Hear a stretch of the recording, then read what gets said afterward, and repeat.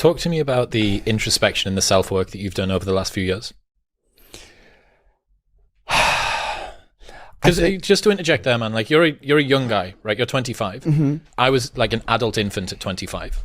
And the way that you're talking about letting go, releasing difficult challenges that come up is very mature, especially for somebody that's had broadly the internet world at their feet for quite a long time.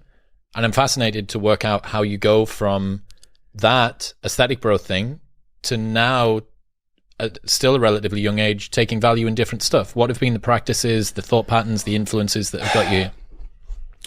I'd say one of the main reasons that happened is just my natural disposition of being extremely introverted.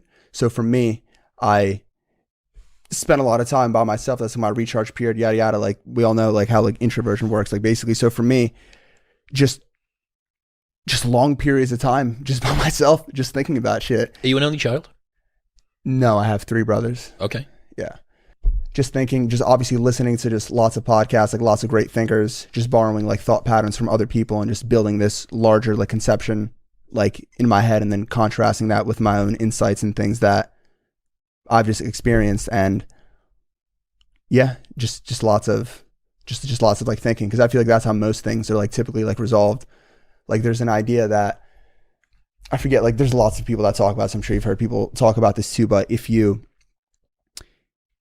want to, like for example, like you're familiar with like Naval Ravikant, like him talking about like prescriptions, or like if he's spoken to an individual like Kapil Gupta. I don't know if you've like seen that podcast. He's been on my show.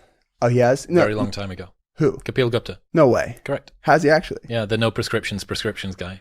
Was it an audio only podcast? Correct. Yeah. So I mean, yeah, that whole idea, like it basically, I feel like, so if an individual is like struggling with like any source of like body dysmorphia, image issues, like etc., one line of thought is like, okay, you're like, I have an issue, like I have a problem, I have like anxiety, I have distress, I have all these like things going on. So one school of thought is like, okay, I have issues, right? I need to fix issues. So let me like implement like certain like things and regimes to like combat these problems, which is like useful in moderation to a degree.